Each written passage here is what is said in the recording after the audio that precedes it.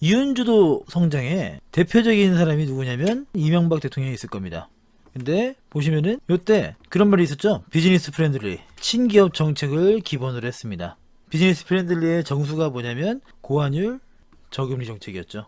요걸로 인해서 대한민국 원화가 많이 떨어졌고요, 가치가. 그리고 그로 인해서 물가가 많이 올랐었고 사람들이 살기는 좀 퍽퍽해졌고요. 물론 요 정부 입장에서 얘기하면 당시에 이제 2008년부터 시작했죠. 요때부터 글로벌 경제 위기가 찾아왔었습니다. 그러다 보니까 요것들을 이겨내기 위해서 대기업들 위주로 살아남기 위해서는 수출 시장이 활성화되어야 되고요. 이 수출 시장을 활성화시키기 위해서 환율에 대한 부분을 건든 거죠. 그것도 고환율이 되는 길입니다. 요 환율에 대한 부분은 잠깐 뒤에 보도록 하고요. 자, 그러면 결과적으로 이명박 정권 때 이렇게 비즈니스 프렌들리 정책을 펼쳤는데, 그러면 이윤주도 성장론의 어쨌든 대표격인데 요때 과연 경제 성장은 어떠했느냐 문제죠. 5년간 경제 성장률이요 3.2%입니다. 명목 GDP 기준으로요. 그리고 평균 고용률 59.4%예요. 참고로 문재인 대통령 때보다 낮습니다. 요런 부분이 있다는 얘기죠. 그러니까 어떻게 보면은 그렇게 좋은 성적은 아니에요. 그러면 누가 말을 하죠?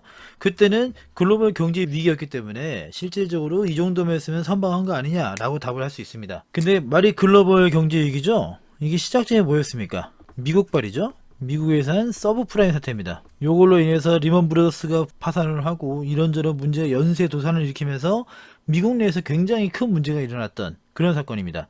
근데 요거 같은 경우에는요, 어떻게 보면 미국의 우리나라의 주택담보대출이 어떻게 보면, 그리고 요거 자체보다 더 판이 커져버린 파생상품들, 요거 때문에 굉장히 미국이 경제가 타격을 입었던 거고, 요거를 달러를 찍어내서 만회하려고 했기 때문에 전체적인 경제 위기가 다 같이 온 거죠. 근데 이때 굉장히 흥미로운 게 어떤 게 있었냐면, 미국의 달러가 많이 늘어나니까 달러 가치가 떨어져야겠죠. 그러면 환율이 어떻게 될까요? 원화가 있고 달러가 있는데 달러를 많이 찍어내서 달러 가치가 떨어지면 어떻게 됩니까? 환율은 내려가야죠. 무슨 말이에요? 원래 1달러에 예를 들어 1000원 한다고 치자고요. 근데 이게 1달러에 900원이 되면 환율은 내려갔다고 말을 하지만 원화의 가치는 어떻게 됩니까? 아까보다 100원의 가치가 더 올라간 거니까. 예전에는 1000원이 있어야 1달러를 바꿀 수 있는데 이제는 900원만 있으면 바꿀 수 있습니다. 우리나라 돈의 가치가 올라간 거죠. 달러의 가치가 떨어졌기 때문에 그렇습니다. 그러면 이렇게 되는 게 정상이죠. 달러를 이렇게 많이 찍어내서 전 세계적으로 달러 가치가 떨어졌으니까. 근데 대한민국은 좀 달랐습니다. 이 환율이 굉장히 올라갔던 거죠. 실제로 대한민국 같은 경우에는요, 미국의 파생상품 시장에 거의 투자하지 않았기 때문에 이렇게까지 크게 타격을 입을 일이 많이 없었습니다만 2008년 9년에 그야말로 주식시장이 난리가 났었죠. 뭐 고등어란 말도 나왔었고요. 반토막 세토막 난다고 해가지고. 근데 2008년 2월 달에요, 원화와 달러 요 환율이 어땠냐면 1달러에 937원이었습니다.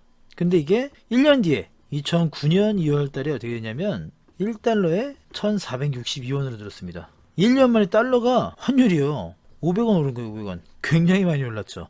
지금 같은 상황에서 환율이 한 달에 100원만 올라가도 하루에 몇십원만 왔다 갔다 해도 뉴스에 나올 정도의 일인데 1년 사이에 환율이 이렇게나 차이가 나버린 겁니다. 그러면 이러면 누가 이득을 봅니까?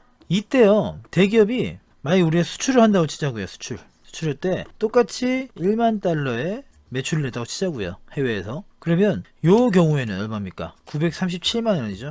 이때는 1462만 원입니다. 똑같이 팔고 아무런 기술적인 변화라든가 뭔가 생산 단가의 변화 이런 거 아무 차이가 없었지만 매출은 얼마가 늘어나요? 거의 50% 가까이 늘어나죠. 이게 환차익이라고 하죠.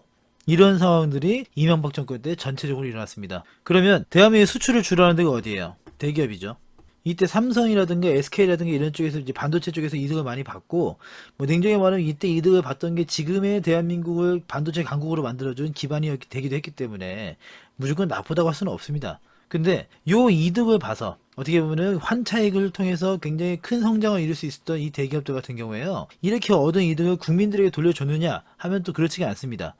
왜 기업이 얻은 거를 왜 국민들한테 돌려줘야 돼? 라고 할 수 있겠지만, 이렇게 환율이 오르잖아요. 반대로 수입 물가는 오르게 돼 있습니다. 수출로 인한 환차익은 대기업이 먹는데, 수입 물가가 올라가로 인한 환차손, 뭐 굳이 뭐 환차손에 표현하기는 좀 그렇겠지만, 아무튼 수입 물가가 올라서 생활 물가가 오르게 되면 이거는 대한민국 국민들 전체가 다 같이 지게 되는 문제가 됩니다. 그러면 어떻게 보면 대기업 입장에서는요, 정부에서 국민들이 원해서 도와준 건 아니었지만 어쨌든 간에 국민들의 희생을 통해서 본인이 성장했다고 하면 뭔가 고용을 늘린다든가 시설을 확대한다든가 국민들에게 뭔가 환원을 해야 되는 그런 게 있는데 사실 그렇지가 못했다는 게 문제가 됩니다.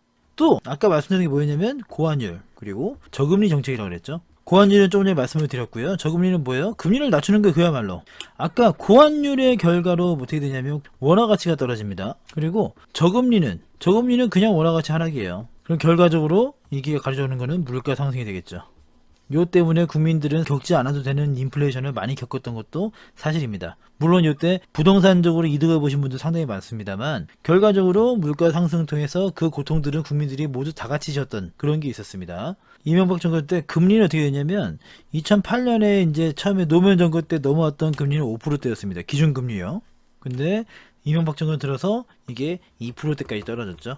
그야말로 대기업 입장에서는 고환율을 통해서 내가 수출에 대한 이득을 볼 수 있었고요. 그리고 금리가 낮아지면서 대출을 싸게 받을 수 있는 그런 양쪽의 이득을 얻을 수 있었던 그런 시기였습니다. 그래서 이게 제가 볼 때는 최고의 친기업 정책이라고 생각을 해요.